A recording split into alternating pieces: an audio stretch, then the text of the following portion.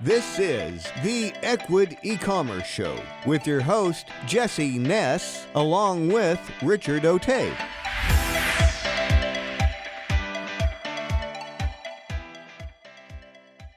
Hey, Richie. Happy New Year. Happy New Year, Jess.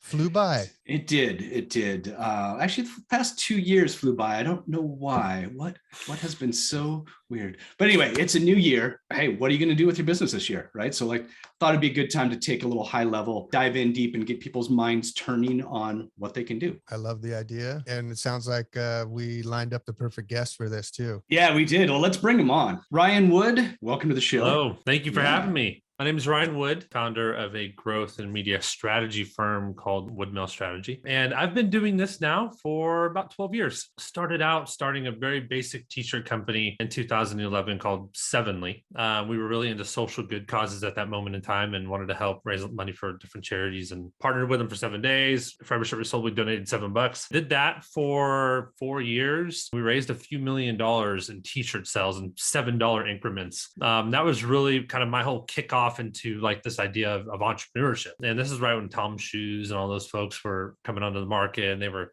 doing all sorts of cool things. And so we did that for a few years, had a lot of fun, learned a lot. How to sell stuff online was kind of like my jumping point, if you will. And in 2014, I left that and went on my own to go figure out the world, really. You know, I was young. I was kind of hungry to move on to the next thing, to start something new.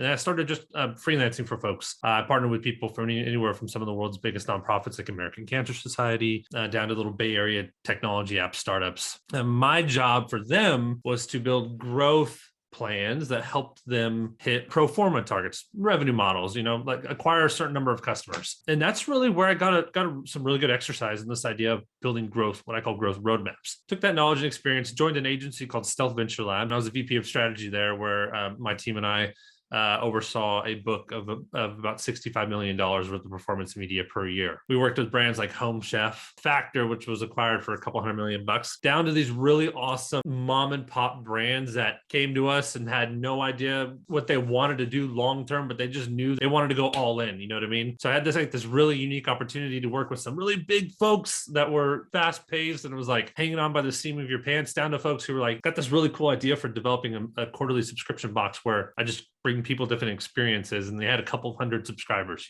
and man, that was the time of my life. I've worked with hundreds of different people. I just had a blast doing that. So I did that for 5 years, and then took a CMO role with a company out of Irvine called Omniprint International. Did that for 8 months.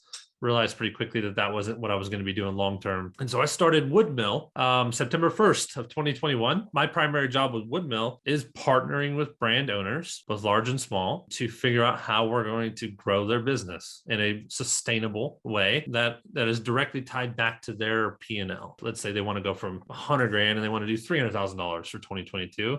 They naturally need to figure out how they're going to do that without burning a bunch of money or making bad decisions, or they're going to need to chart into new water. So my job is to come partner with them to help them figure out how to do that. When it comes to growth strategy, is there like a fundamental framework people should be thinking about, or is there something you could help with the Ecwid listener as far as what does that actually mean in their world? Because we have various, some of the people are just starting, some of the people are at that $100,000 mark, some are $1 million. So what would be something you could give them as a starting point as to what they should be thinking about when it comes to growth strategy? And then we'll dive into some of the particulars as we get going here. For people who are relatively new or fresh in their e-commerce experience, we would call it sub $1 million a year in annual revenue. A lot of them don't really have a charted out vision. So really the first thing that I encourage my partners to do is let's sit down and develop vision. Growth strategies need something to anchor into. They need a target, whether that target is 12 months from now or 24 months from now, because the target is their true North Star. That's the first thing that I'll start with everybody is what do you want this thing to be? How many customers do you want to acquire? It's not just a revenue target, by the way. How many new customers do you want to acquire into your business, whether it's selling apparel online or you want to create your own meal delivery business or whatever?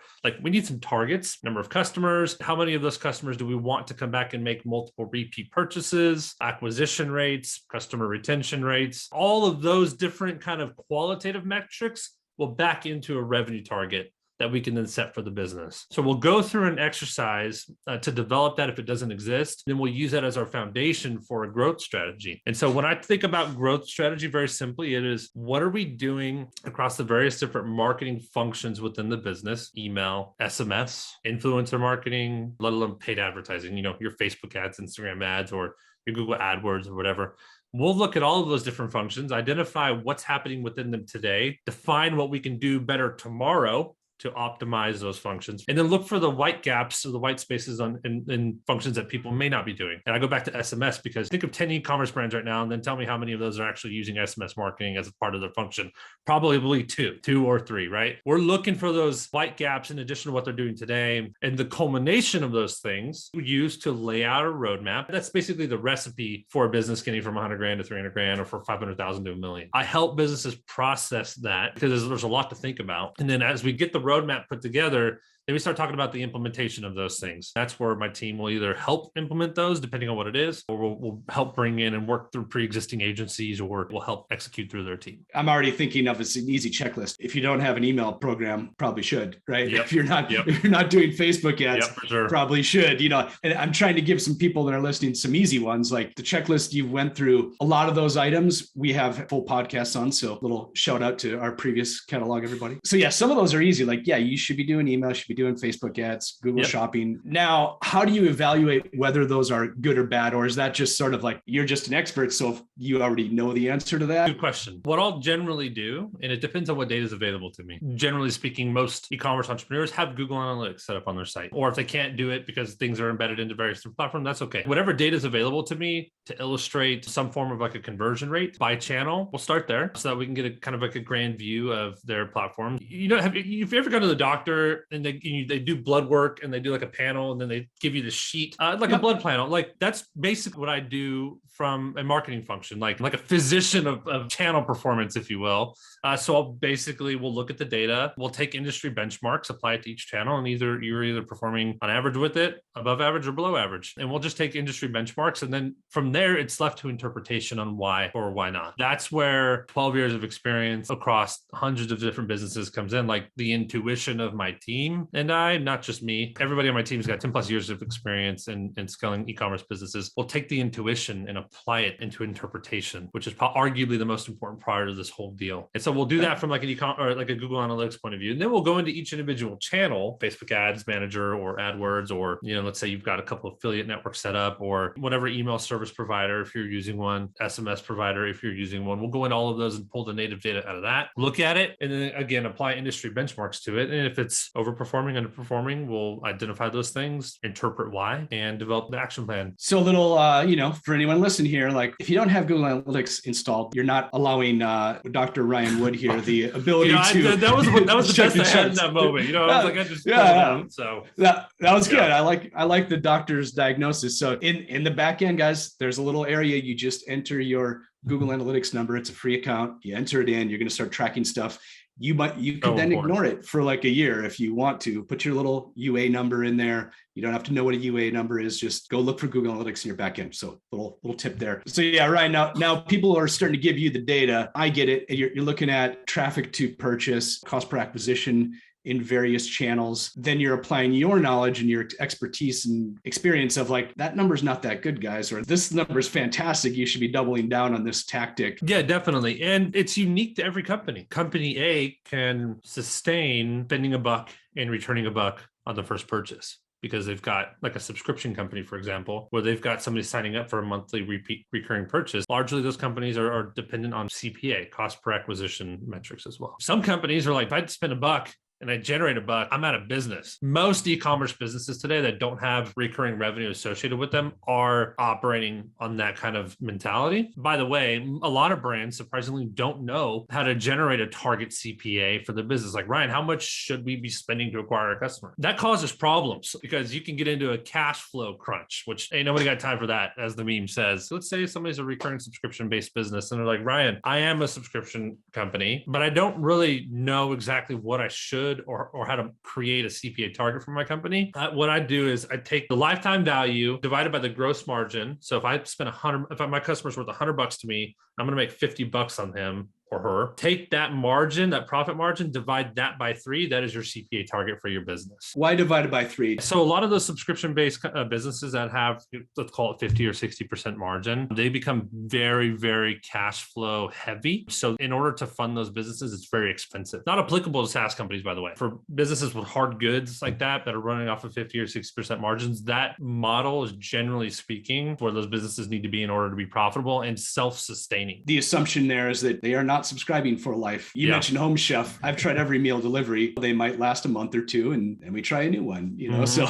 Yeah, definitely. Subscription-based businesses are wonderful because they're recurring revenue, but if they're not unique in experience and fun and people are discovering new things about themselves and about different products, like those businesses can go down the drain pretty quick. I had a question. You mentioned SMS. I'm always the guy who's thinking, well, what can I do that no one else is doing? And you mentioned that there's plenty of people that aren't doing it. Are there systems or software out there that are pretty easy to use with whatever platform you're on? We may or may not have an integration with. Part 2 would be, we're getting pretty personal because at least the email they can ignore, but a text message, the open rate's probably amazing because nobody leaves their texts unread. But how can we actually do that in a way that doesn't seem super intrusive and actually amplifies your business and what you're doing as opposed to pissing people off? That's a great question. And I think there's a lot of data to support the answers there. So the tool that I use, which by the way, I have absolutely no affiliation with, I just like them. It's called Attentive. I believe it's attentivemobile.com. It's just a very simple API integration that they do for you. They set up a sequence in how they capture emails and your phone numbers. Like I go to website.com. There's a modal that pops up saying, hey, give me your email in exchange for 15% off. Capture that.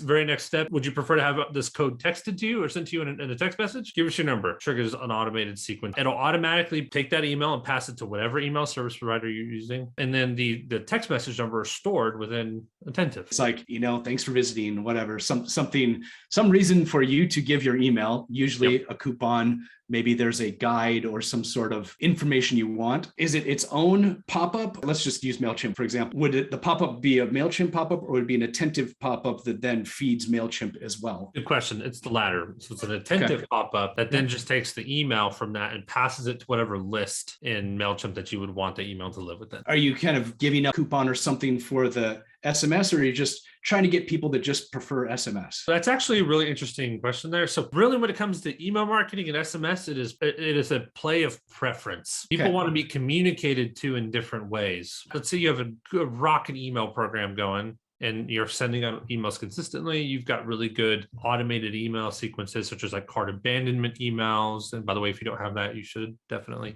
Welcome series for anybody who drops their email in, they get a series of emails that just educates them on your business, who you are, the value propositions of your brand, customer testimonials, et cetera, right? And then you've got SMS. SMS does pretty much all of the same things as email, just in a different medium. One might think, well, Ryan, aren't those going to play tug of war? Yeah, they kind of do play tug of war a little bit. But when you look at the performance metrics between the two platforms, they're two peas from the same pod. SMS almost always adds incremental value in addition to, not in replacement of, email marketing. Our job as operators, e-commerce business owners, is to expand and add, not, rob Peter to pay Paul, as they say, right? It will perceive as SMS takes away from email a little bit. You will have some people that respond more to SMS naturally than email. But over time, those two meters will level out, and then SMS will be an incremental value add to your business. And I'm thinking even how this relates to, say, chatbots and Facebook Messenger. It seems like SMS is sort of on the rise and chatbots are kind of on the downswing. Do you think I'm right? Or is there some interplay between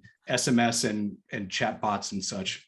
No, I definitely think you're right. Let's use Messenger bots, for example, because that was the most recent big one. I think the risk associated with them is that they're dependent on other third-party platforms versus text messaging is like you've got a text message provider similar to like you've got a cell phone provider. They're not built on like, say, Facebook or something that can change overnight. If you guys have been doing e-commerce for a while, it's no surprise these platforms, Facebook, Instagram, TikTok, all of them change almost every single day and how things are deployed, what you can and can't do, policy orientation on things you can and can't sell or say. You've got to be really careful when building a strategy on these things. So while I do feel that there's still a play, when I look at SMS in relation to like a messenger or a chatbot, SMS for me, a less risky long-term investment. Let's talk about the metric expectation between the two, because they're actually highly highly comparable. A lot of times I've seen those get like 80, 85% open rates on some campaigns there and like 40% click-through rates or something freaking astronomical. Unlike email, which is kind of a slow build after the send, you can do a messenger campaign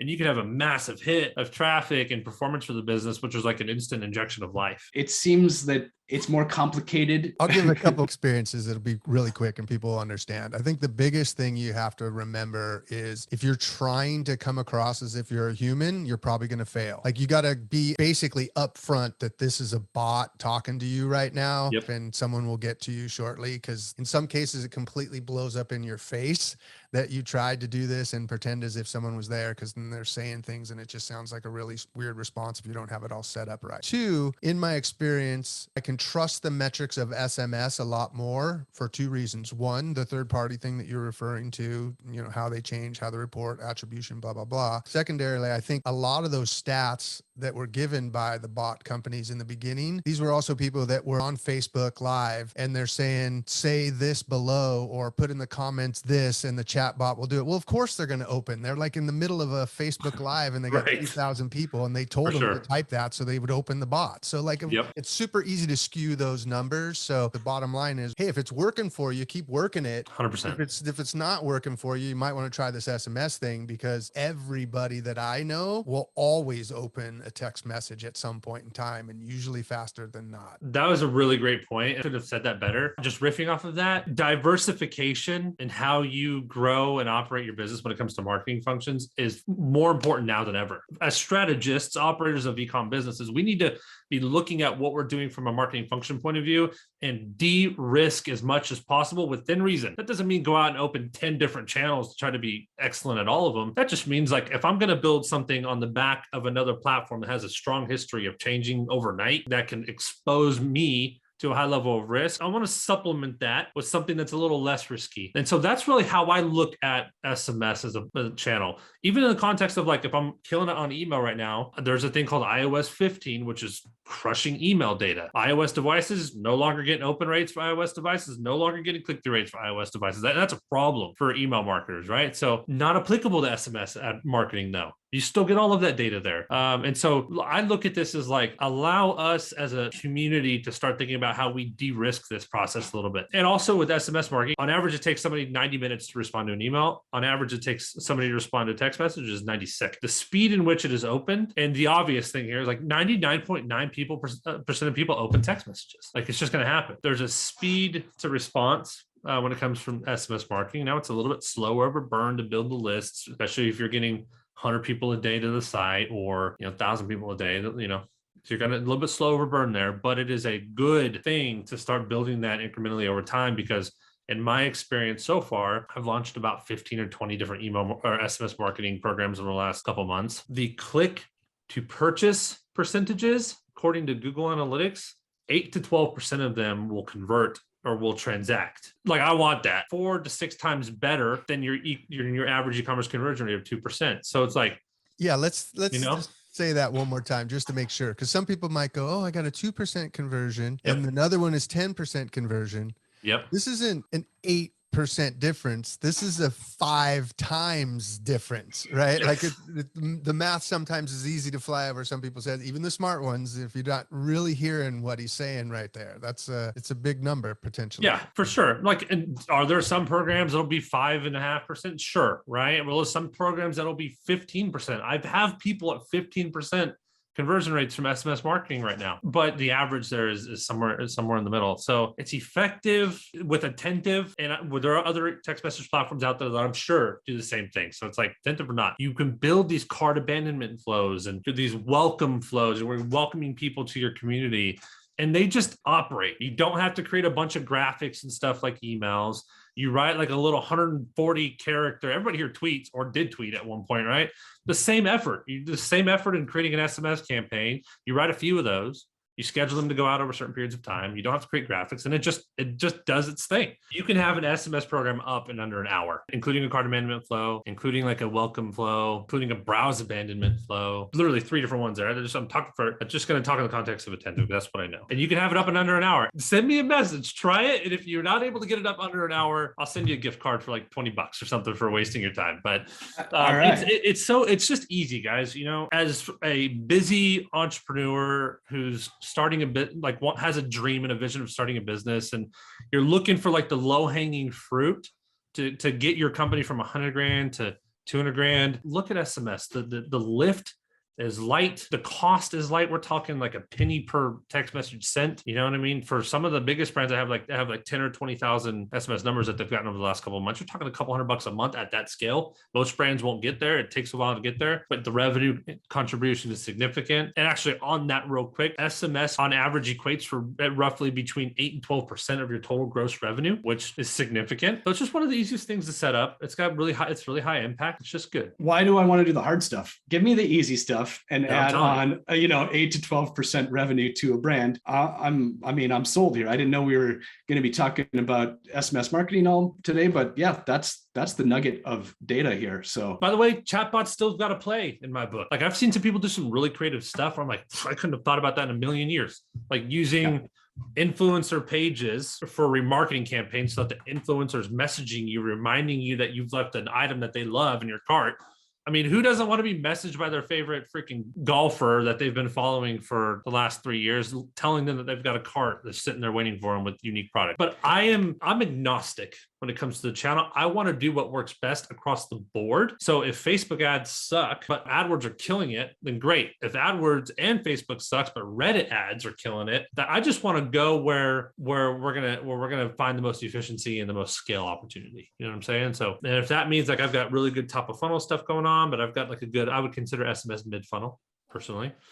Same thing with email, same playing field. I just want to have really solid things in those places that are going to de-risk me from being too dependent on any one thing. I'm sold on SMS marketing. I knew I was going to be easily sold because I do like new ideas, especially on the easier ones. Now, RichE, I know we could go deep on several of these things here. Any last questions here we have for Ryan before we let him go? Well, first off, we're going to definitely have to have you on again. I would say for the Ecwid listener that's, oh my gosh, my head, it's so much going on. This is awesome. Like, you know how it goes. It's like new ideas. Which one do I go? Look for the biggest possible growth in a new opportunity, or fix something that could be broken and existing and go for more the conversion rate optimization. I want to build on a firm foundation, and I don't like leaky buckets because I work hard to fill that bucket up with water, and for it just to leak just sucks, and it's expensive, right? So in my opinion, if we are not built on a firm leak-proof foundation, we need to start there. Does that mean it needs to be perfect? No, because perfection in our world of e-commerce doesn't exist. But if we've got blatant things that we're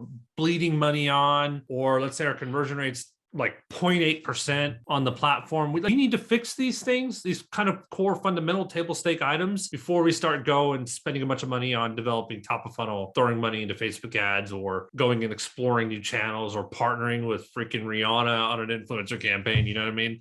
Like, because those things are going to be effective, but they're not going to be as effective as if you had a firm foundation to send them into. If it were me and my money, I'm focusing on solidifying to the best of my ability, realizing that perfection is not attainable. Things measure up, relatively speaking, with industry benchmarks and standards. And then once I get there, now I'm going for scale. I think we're all of the same spirit in that answer too. And it's really more to just remind people, we're going to always bring on new opportunities and new things you could be thinking about. And you should be thinking about everything we talked about today. Just remember, you've done all this work to get people there, like what's going on, and really look, what are they really saying in those emails? What are those reviews really saying? And they might be giving you the answers to what you should fix right there on your own site right now. Yeah, love it. All right. So for everyone listening, that's Ryan Wood. Look at LinkedIn, and hope that was really helpful for everybody listening. You got some good things to apply, some SMS, get Google Analytics on there. You know what to do. Get out there, get busy, and make it happen. Bye-bye, everyone.